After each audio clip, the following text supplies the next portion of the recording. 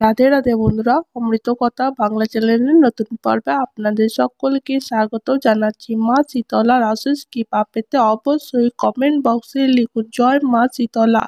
আজকের পর্বে থাকছে শ্রী শ্রী শীতলা দেবীর কেন পুজো করা হয়, এই দেবীর জন্ম কিভাবে হয়েছিল, দেবী শীতলার পুজো করার পদ্ধতি কি, সবটাই জানবো এই ভিডিওর মাধ্যমে। ভিডিওতে যাবার আগে অমৃত কথা বাংলা চ্যানেলটিকে অতি অবশ্যই সাবস্ক্রাইব করুন, লাইক করুন, কমেন্ট করুন, শেয়ার করুন আর ধার্মিক করে নোটিফিকেশন ঘন্টাটি বাজিয়ে দেবেন। ভিডিওটি অবশ্যই শেষ পর্যন্ত দেখতে থাকুন। মা শীতলা হলে আধ্যাত্মিক শক্তি মহামায়ারই একটি রূপ। তিনি এই রূপে আমাদের পীড়া বা কষ্টকে লাঘব করে জগৎবাসীর কষ্ট হরণ করার জন্য আধ্যাত্মিক শক্তি ভগবান শীতলা রূপ ধারণ করেছিল। মা শীতলাকে অনেকে বসন্ত রোগের বাহনও বলে মনে করেন এবং মা শীতলার নাম শুনে অনেকে ভয় পায়, কিন্তু লোকের এই বিশ্বাস সম্পূর্ণ মিথ্যা। মা শীতলা পুজো পাওয়ার জন্য রোগ দান করেন না। মা কোনোদিনও তার সন্তানকে রোগ দান করতে পারেন না এবং মা পুজোর ভিখারিও নন। মা তো স্বয়ং অন্নপূর্ণা। মা আমাদের দেন বলেই তো আমরা খেতে পাই, সুতরাং মায়ের কোনো কিছুর অভাব নেই। আমরা মায়ের জিনিসে মাকে অর্পণ করি। মা সন্তানের প্রেমের শ্রদ্ধা এবং ভক্তিকে গ্রহণ করে এবং সন্তানকে আশীর্বাদ করে। মা শীতলা রোগ দিতে নয়, রোগকে হরণ করতে এই মতে আবির্ভূত হন। মা শীতলার হাতে থাকে ঝাঁটা এবং মাথায় থাকে কুলোর মতো মুকুট। ঝাঁটা এবং কুলো এই দুটির মধ্যে আমরা ময়লা ঝাড়ি, মা রোগ তাড়ান। এই কারণে ঝাঁটা কুলো এই রকম প্রতীক দেওয়া হয়েছে মায়ের সাথে। মায়ের হাতে থাকে অমৃত কুণ্ড এবং সেখান থেকে শান্তির জল তিনি সর্বত্র ছিটিয়ে দেন। মা শীতলার হাতে পাখাও থাকে, পাখার দ্বারা তিনি সকল কিছুকে শীতল করেন, শান্ত করে। তাই জন্যই তো তার নাম হয়েছে শীতলা। মা শীতলার বাহনই হলো গাধা। গাধাকে আমরা বোকা প্রাণী বলেও আসলে সে চুপচাপ ভাবে কাজ করে মালিকের। গাধা আমাদের নিষ্কর্ম এবং নিঃস্বার্থকে ভাবকে শেখায়। আবার কবিরাজের চিকিৎসাতেও গাধার দুধ দিয়ে বসন্ত রোগের প্রতিষেধক বানানো হয়। এই কারণেই মায়ের বাহন হলো গর্দভ। এই দেখানো হয়েছে মা শীতলাকে দেখে ভয় পাওয়ার কোনো কারণ নেই। মা আমাদের রোগের নাশ করে। প্রতি বছর চৈত্র মাসে কৃষ্ণপক্ষের অষ্টমী তিথিতে শীতলা পুজো হয়, বাৎসরিক পুজো হয়। তবে প্রত্যেক মাসে, বিশেষ করে ফাল্গুন এবং চৈত্র মাসের শনি এবং মঙ্গলবারে মা শীতলা পুজো করা হয়। সাপ্তাহিক পুজো মনে করা হয়। মা শীতলার পুজো করলে পরিবারে সুখ সমৃদ্ধি আসার পাশাপাশি পরিবারের সকলের স্বাস্থ্য ভালো থাকে। মায়ের কাছে আমরা আয়ু আরোগ্য কামনা, বল যশ ইত্যাদি প্রার্থনা করি। সংসারের সকল ব্যাধি থেকে মুক্ত রাখতে মা শীতলাকে ডাকা হয়। দেবীকে ঠাকুরানী, জাগরানী, করুণাময়ী, দয়াময়ী ইত্যাদি নামে ডাকা হয়। মূলত বসন্ত, ব্রণ, ফুসকুড়ি ইত্যাদি বিভিন্ন ধরনের চর্মরোগ থেকে এবং মহামারী নিবারণের জন্য শীতলা দেবীর পুজো করা হয়।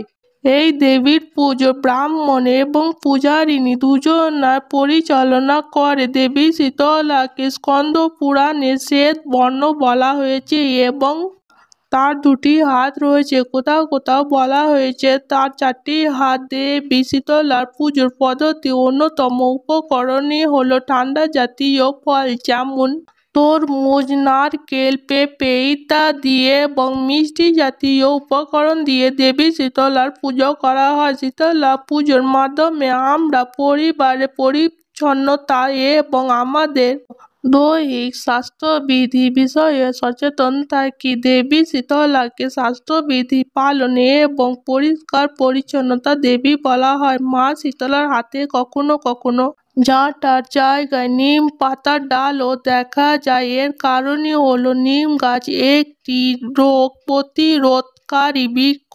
দেবী যেহেতু আমাদের রোগ শোধন করে, এই কারণে তিনি কখনো কখনো নিম পাতা ধারণ করে। স্কন্দ পুরাণে এবং বৈবর্ত পুরাণের মতো কয়েকটি প্রাচীন পুরাণে দেবী শীতলার যে কথা বলা হয়েছে সেখানে বলা আছে যজ্ঞের আগুন থেকে তার উদ্ভব এবং ভগবান ব্রহ্মা কেবল তাকেই নয় তার সচরাচর জরায়ু সরায়ুকেও পুজো করার জন্য মানব জাতিকে উপদেশ দিয়েছেন।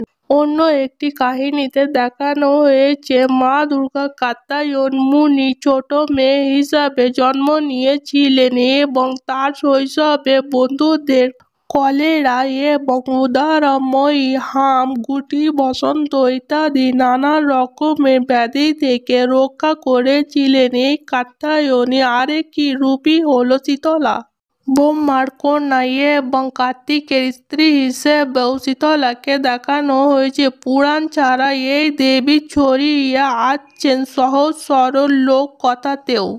রয়েছে শীতলা কথা মঙ্গলা কাব্যে। 18 শতক শেষের দিকে বাংলা কবি মানিকরাম গাঙ্গুলি, দ্বিজ হরিদেব বা কবি জগন্নাথ, এমনকি আরও এক শতাব্দীর আগে কবি পল্লব এবং কৃষ্ণরাম দাস শীতলার বন্দনা করে গেছেন।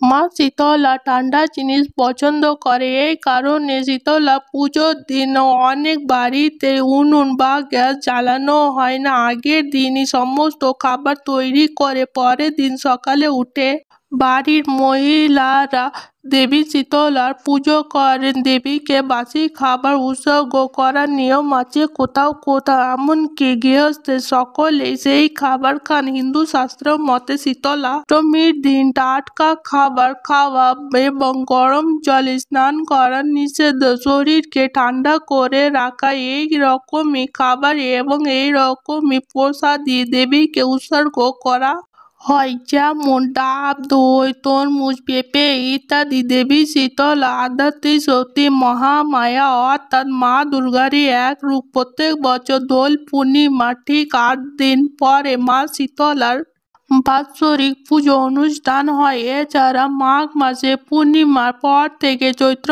মাসের পর্যন্ত শীতের শেষে গরমে শুরু এই যে বসন্তকাল, এই সময়কালে প্রত্যেক শনি এবং মঙ্গলবারে মা শীতলার সাপ্তাহিক পুজোর অনুষ্ঠান হয়। যদিও সারা বছর মায়ের পুজো করা হয়, তবে এই সময়কালে মায়ের ব্যাপক পুজো হয়। প্রাচীনকালে যখন বসন্তকালে চর্মরোগের কোনো প্রতিষেধক ছিল না, তখন মা শীতলার পুজো ব্যাপকভাবে করা হতো। বলা হয় মায়ের দয়াতে এই সকল রোগ থেকে আমরা মুক্ত হতে পারি। যদিও কোনো ব্যক্তি আক্রান্ত হন তবে সে সুস্থভাবে বেঁচে থাকতে পারে। মা আমাদের এই সকল রোগ ভোগ থেকে রক্ষা করে, সংসারে সকল রকমের বাধা বিপত্তিও তিনি দূর করে। শীতলা হলেন স্বাস্থ্যের দেবী। বসন্তকালে এই কঠিন চর্মরোগ, হাম গুটি বসন্ত, জল বসন্ত, ব্রণ, ফুসকুড়ি, ফোঁড়া, বিভিন্ন ধরনের চর্মরোগ থেকে আমাদের বাঁচিয়ে থাকেন। দেবী শীতলার বাহনই হলো গদর এবং মায়ের হাতে আমরা দেখি একটি হাতে অমৃত কলস, অপর হাতে থাকে ঝাড়ু, কোথাও কোথাও নিমের ডালও দেখা যায়। এর দ্বারা মা আমাদের শীতল করে। এছাড়া তার হাতে কখনো কখনো আমরা পাখাও দেখতে পাই। আজকের পর্বে আমরা জানব দেবী শীতলার পুজোতে যে 7টি গাছের পাতার প্রয়োজন হয়। এছাড়া কোন কোন ফল মা শীতলাকে নিবেদন করলে মা শীতলা সন্তুষ্ট হবে। সনাতন হিন্দু ধর্মে অন্যান্য দেবী এবং দেবতার পুজো থেকে মা শীতলার পুজো একটু আলাদা, কারণ মায়ের ভোগ সবসময় বাসি এবং ঠান্ডা জিনিস দেওয়া হয়। তিনি আমাদের শীতল রাখেন, ঠান্ডা করেন, এই জন্য এই রকম ভোগ দেওয়া হয় মায়ের পুজোতে। আপনি তরমুজ দিতে পারেন, আখ দিতে পারেন, শসা দিতে পারেন, ডাব দিতে পারেন, বাঙ্গি দিতে পারেন। এই সকল ফল আমাদের শীতল করে, মা এগুলো পছন্দ করে। এছাড়া মা শীতলাকে আপনারা লাল রঙের ফুল অবশ্যই নিবেদন করবেন।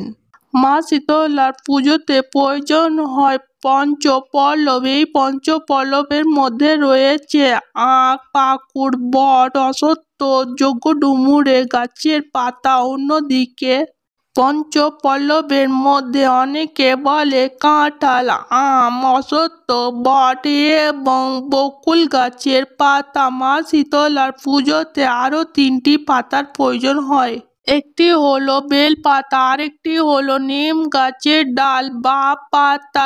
এছাড়া তুলসী গাছের পাতার প্রয়োজন হয়। তুলসী পাতা, নিম পাতা এই দুটি কিন্তু ওষুধ হিসাবে এবং চর্মরোগের চিকিৎসায় ব্যবহার করা হয়। দেবী শীতলা তিনি আমাদের রোগ শোক হরণ করে। বসন্তকালে বিভিন্ন ধরনের চর্মরোগের প্রাদুর্ভাব দেখা যায়, যেমন ব্রণ, ফুসকুড়ি, ঘা, গুটি বসন্ত, জল বসন্ত, হাম। এ সকল চর্মরোগের কারণে প্রাচীনকালে বহু মানুষের মৃত্যু হতো। যারা বেঁচে যেত তারা কিন্তু এই রোগে দগদগে ঘা নিয়ে বাঁচত। এমনকি অনেকের চোখ পর্যন্ত নষ্ট হতো। প্রাচীনকালে যখন বসন্ত রোগের প্রতিষেধক ছিল না, তখন মা শীতলার ব্যাপক পুজো করা হতো।